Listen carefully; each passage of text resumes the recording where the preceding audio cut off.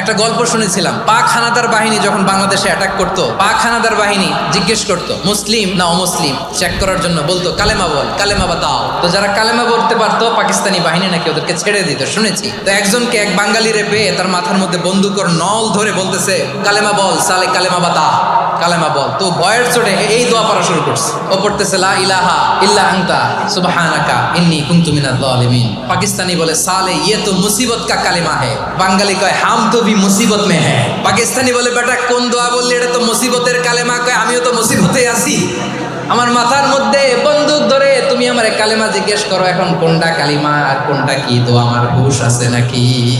লা ইলাহা ইল্লা আনতা সুবহানাকা ইন্নী কুনতু মিনাজ জালিমিন। বিশ্বনবী বললেন দেয়ালে পিঠ থেকে গেলে, চোখে মুখে অন্ধকার, বাঁচার কোনো উপায় নাই, তখন এই দোয়াটা পড়তে হবে।